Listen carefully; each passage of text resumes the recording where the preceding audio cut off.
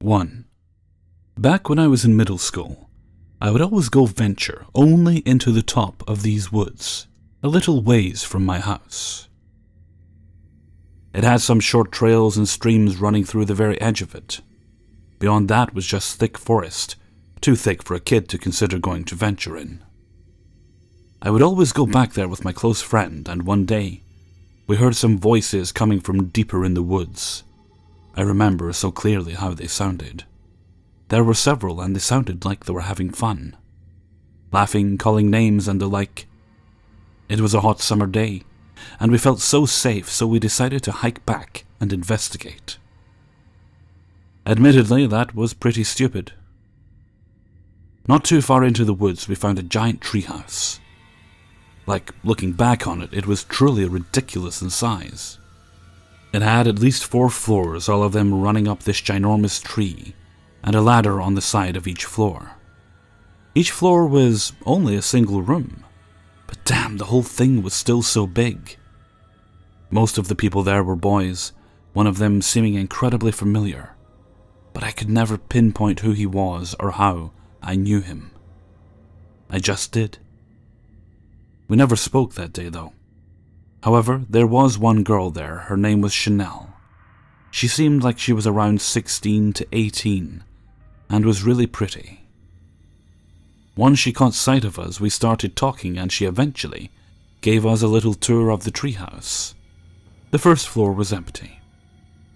I remember the massive amounts of nails and duct tape everywhere to keep everything together. Each room was pretty much the same except for the very top one. It had a padlock and was all chained up.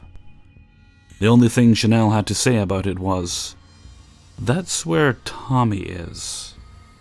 We don't go in there." We all hung out for the rest of the day there. They had a small burnt-out fire pit and everything. It was so complex, like something you'd see from a kid's movie. But most of all, it was so real. The sun began to set, so we all parted ways and went home. Chanel had given me her number that night. The next day, me and my friend went back to see them again, and, I kid you not, every single remnant of that house was gone. Not a single nail, plank of wood, duct tape roll, not even the fire pit was there. It was like it was never there. I tried calling Chanel, but the number didn't go through. I still have the contact in my phone from contacts being transferred through phones I've had over the years. I still talk to my friend about the treehouse every once in a while. It wasn't a dream, we both remember. I could show you exactly where it was to this day. I still live in the same area, and I still go back there every once in a while, hoping I'll run into Chanel again or something. I don't know. Any suggestions or explanations? 2. About 4 years ago, I was in Vietnam. I was at a club, and had a double NOS balloon, then passed out for about 2 minutes. When I was passed out, I watched what felt like hours and hours of footage from a first-person view. The scenes playing out in front of me were mostly done very quickly. There were people in it who I didn't recognize, but a few snippets of the total trip stuck in my mind, mostly colors and some specific scenes. When I woke up, I didn't think that much of it. Just sort of thought that was weird and carried on with my night. A few months later, when I arrive at uni, I have NOS again. Maybe like a couple of months into my first year, and every time I do it, I'm sent into the same state, close my eyes and hear a ringing. When I open my eyes, the ringing continues and turns into someone, I think me, saying, "That's the woman I love right there," in my head, and the scenes playing out in front of me with these people I met only a few months earlier are snippets of the original trip I had in Vietnam. I mostly ignore it, thinking this is just some weird thing that NOS does to me. A few months later, and I'm coming back from a night out with my friends, and we do some NOS afterwards. My trip is the exact same end of the one I had in Vietnam, and when I come out of it, I'm in the most intense déjà vu I've had to date. I feel a sort of connection with my friend, and we look over to each other instinctively. She tells me that she had the exact same experience when she was in Croatia, and ever since has been having these strange déjà vus, where she knows what people are going to say and do. We talk about it, but don't really need to speak. We say the odd word, but understand what the other person is saying without saying it. According to our friends, we were just saying random words and agreeing. I then say that's the woman I love right there, but it's wrong, and it doesn't fit. It seems the wrong time, and we slowly come out of the déjà vu state. Since then, the déjà vus have happened regularly. Now, not even when I take NOS, which I tend not to do now anyway, as I feel it's a bit messed up after all of that. And often when I'm sober. It's been 3 years since then, and I still get them. They are small and usually build up to a culmination every 3 or 4 months, which rather than ending the sequence just seems to unlock another layer. I almost felt as if the two of us had stepped out of this timeline, or something, and seen everything happen. I don't know. I've more or less come to terms with it, and it's no longer scaring me, or affecting my life in any way. But I thought I'd post it here, because you guys seem interested in this kind of stuff. Anyway, thanks for reading. 3. So my dad left town Sunday evening and drove to a city close by. Left his car there and took the train to Stockholm, 4 or 5 hours away, for some work. He texted me during the day that the train ride was slow because of some fire, so he had to wait for like 2 extra hours before he arrived. He usually checks in like this. Even if I don't care, he wouldn't be back until Tuesday, tomorrow night.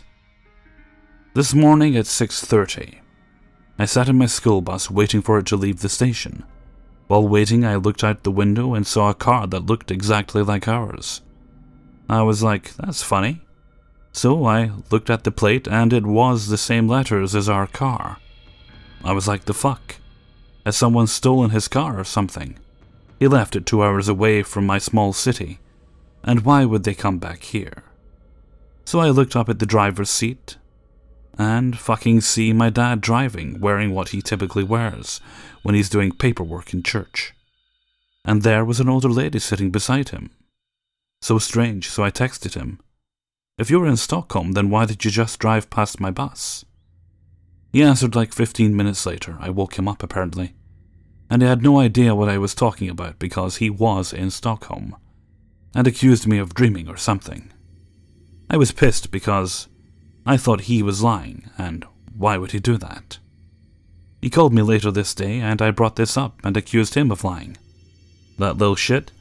And he offered to give me the hotel number so I could call them and ask when he checked in, because he had been there since late Sunday.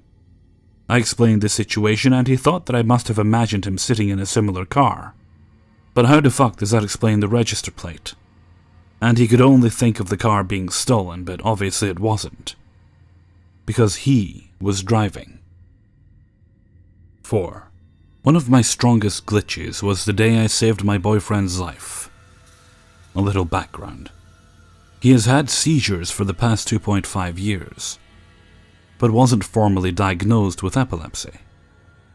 They are quite rare, and he didn't have one until 4 or 5 months into our relationship. I was out of town for the first one. The second one is where I start to question things. I was headed out to bring my dog to get her shots. He was supposed to come but was tired and skipped it. I was a little frustrated and left. On the way home, I was planning to stop for coffee. This particular coffee shop has no locations near my apartment, so on the way home I was planning to stop and grab one. This would have added about 30 minutes to the trip home. As I was about to pull off the exit for the coffee shop, I was overwhelmed with this feeling not to. I thought to myself, maybe my boyfriend wants one. Maybe I should just go home. I don't know why, but I was literally about to pull off of the exit, and I felt I shouldn't and headed home. When I got home, he was mid-seizure, choking on his vomit. The seizure lasted 4 hours, and the doctors were shocked he was okay. They told me I saved his life. If I hadn't felt this overwhelming feeling, he would have died. Another crazy experience happened when I was back home for Christmas. My mother and I had stopped at Starbucks for a coffee, and I waited in the car. When she came out, as soon as she got in the car, she said, "I wonder when," and I cut her off and said, "Friday." And she was like, "What?" I repeated myself, "Friday." That's when we get the official announcement on the results of the Electoral College.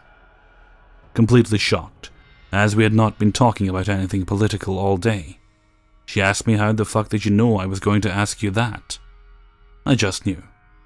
I also had an experience when I lost the only loved one that I have lost, where my TV glitched and put me on the wrong channel, which ended up being a concert of the artist who sang the song that helped me calm down during my grandmother's sickness. I've had many psychic experiences in my life that I really didn't understand. My mom and I have always thought I had more of a gift than many. Maybe this stuff is totally ordinary, but I thought I should post my glitches as they have impacted me a great deal. 5.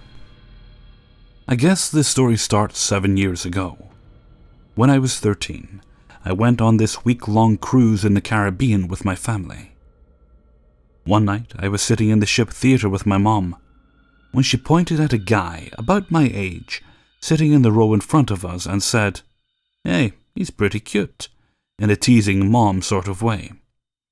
I glanced over and the strangest feeling rushed over me. I can honestly say I haven't felt anything like it, either before or since. It was like a sense of sudden, inexplicable recognition. I know there's the whole love at first sight cliché, but I wouldn't even call it that, honestly. It wasn't even romantic at first, just a sort of magnetic pull that this person had on my subconscious. I kept looking over at him. I'll refer to him as John from now on, even though that's not his actual name. During the whole movie, it felt kind of like when you see someone at the grocery store you met a long time ago and you're trying to remember their name. The next day, I went to this teen club on the ship, where there were organized activities, and where you could meet other kids your age. As I was sitting with my brother and another guy we were hanging out with, the guy from the theater the night before walked in. He sat with us and we all started talking, telling stories, cracking jokes, that sort of thing. I remember feeling like we had this kind of weird connection between us. I'll try to explain it the best I can. Basically, it was like whenever someone would say something, we'd look at each other, and when our eyes locked, it was that feeling when you have an inside joke with your best friend. Except that, of course, I barely knew this guy. Over the next few days, a group of us hung out together doing typical stuff. Walking around the ship, participating in some of the teen club activities, etc. The last night of the cruise, John, my brother, and our other friend, and I were all walking around the ship. John said, "Hey, let me show you guys something." And he took us to this lookout point on the very top deck. I distinctly remember this feeling rushing over me. This feeling like I needed to mentally photograph everything around me so I could always remember that moment. So I saved it all in my head. The smell of rain and seawater, the stars shining above us, the sound of the rushing of waves on all sides of the ship, and the city lights way off on the shore, in the distance. I never forgot that moment.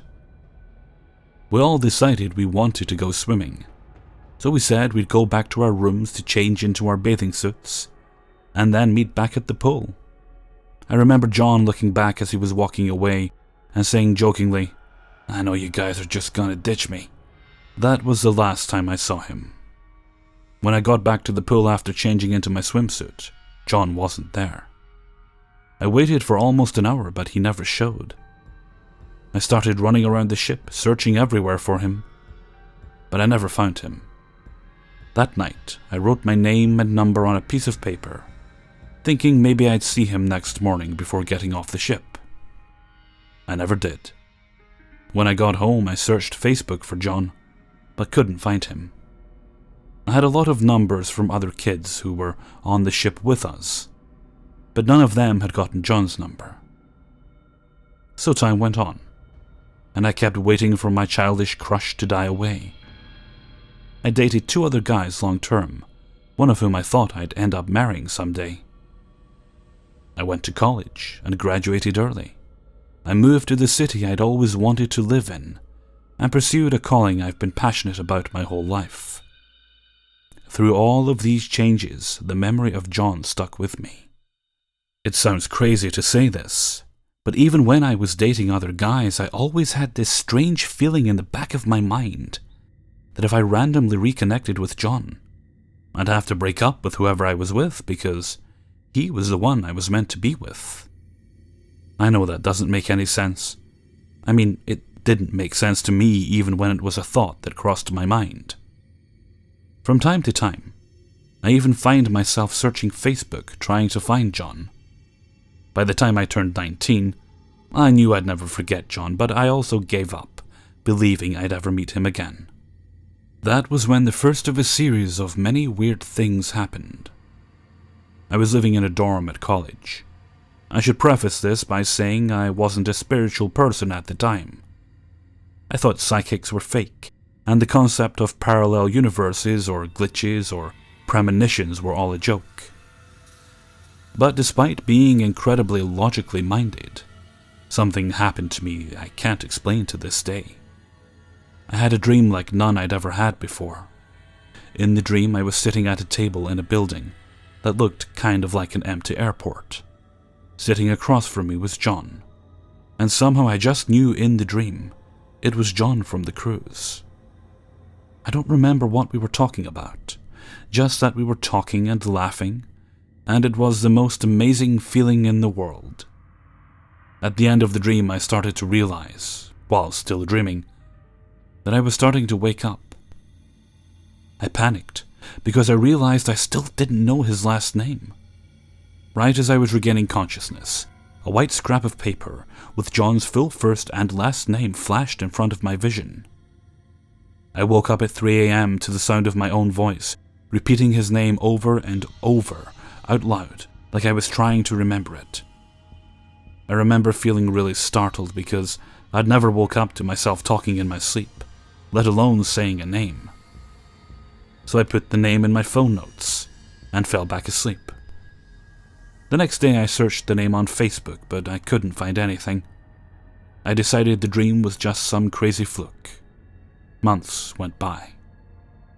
Then last December 2016, I logged into Facebook and saw that a guy had accepted my friend request.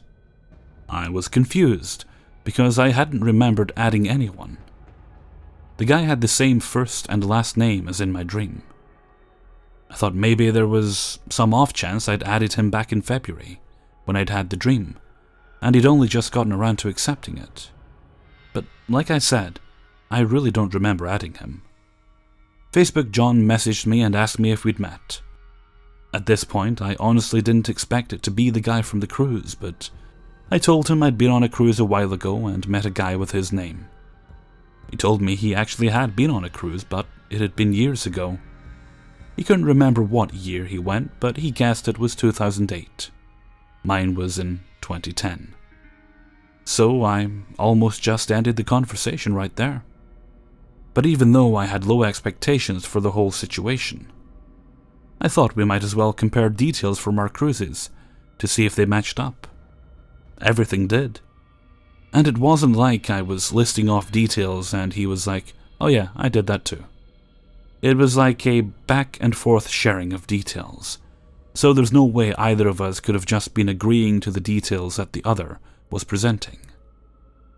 John said he remembered meeting a girl with brown hair in a green dress. I wore a green dress, but he didn't remember her name.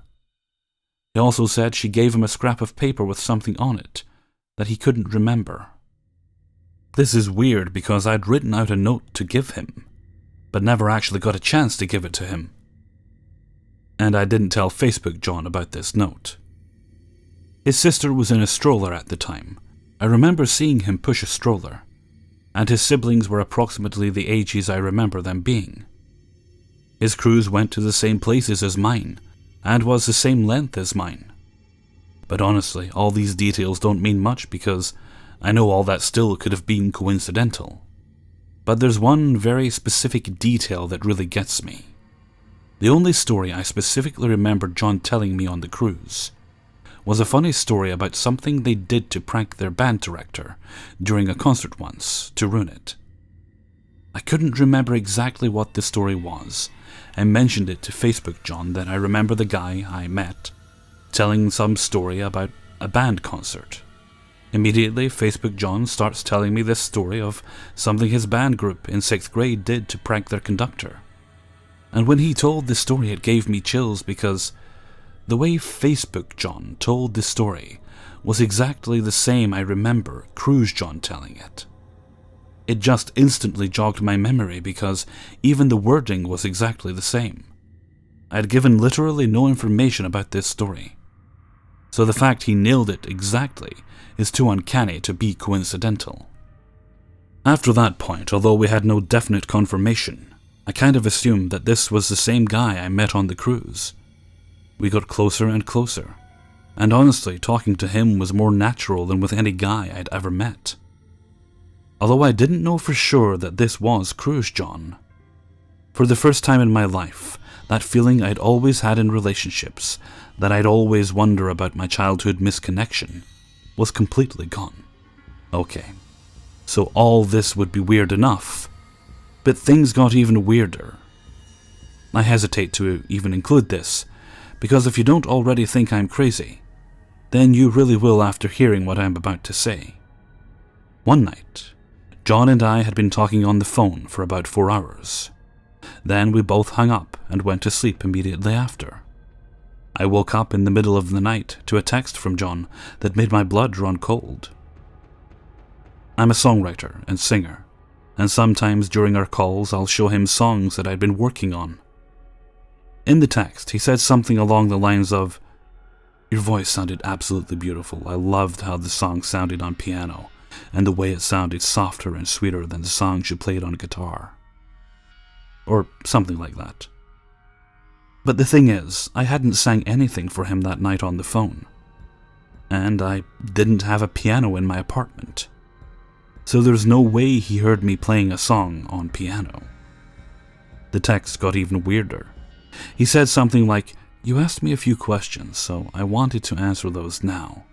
And again, this made no sense because I hadn't asked any questions. Then he had these numbered answers 1 to 3, all various answers about the circumstances of our meeting on the cruise. So this was already kind of odd. But there's something that makes it a million times weirder. Like I said, I'm a songwriter. And 3 years ago, 2014, I wrote a love song on piano all about my meeting with John. I created an anonymous YouTube channel and uploaded this song on it, as a sort of missed connection post. In the video I said that if John happened to see this video, he should email me the answer to the following 3 questions. The video never got more than 1,000 views, but this is the crazy part. Those answers John texted me were the answers to the 3 questions from the video.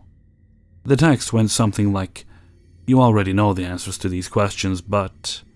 And then he answered all 3 of them. I had never told him about the song or video. The next day I asked him about the text. He insisted he didn't remember sending it, only that he had a dream about the cruise. Well, after all these crazy coincidences, we just found out a few weeks ago that we weren't on the same cruise at all. We'd both been on identical 7-day cruises on the exact same cruise line and ship, but in totally different years. He went spring break 2008, I went spring break 2010. His sister just confirmed it.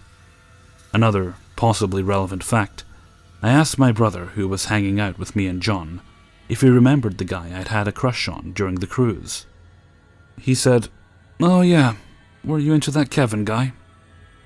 Kevin was the other guy hanging around with us. I said, "No, John." And he replied, "Oh, I don't remember him." I just found this weird because John was hanging out with us just as much as Kevin. And also I distinctly remember talking to my brother about John right after the cruise. But he had no recollection of him at all. So what am I supposed to make of all this? Any input? Hey everyone, Hellfreezer here, and thank you very much for listening to 5 True Glitch in the Matrix Stories 29. Thanks very much to everyone who allowed me to use their stories in this video. I'd just like to say, if those of you have been wondering, there will be a TIFU this Saturday. I've got the stories I need for that now. So don't worry about that, I won't deprive you for another week. And I think this Sunday we're going to change things up a bit, and I might try doing a dating hell, a bad dates kind of video. We'll see what I can put together. I've got a couple of stories already, I just need another decent length one. So I'll put some feelers out and hopefully do that.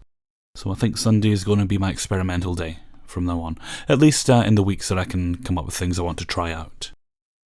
Okay, with that I'm going to head off for now, so until next time, thank you very much for listening, and take very good care of yourselves.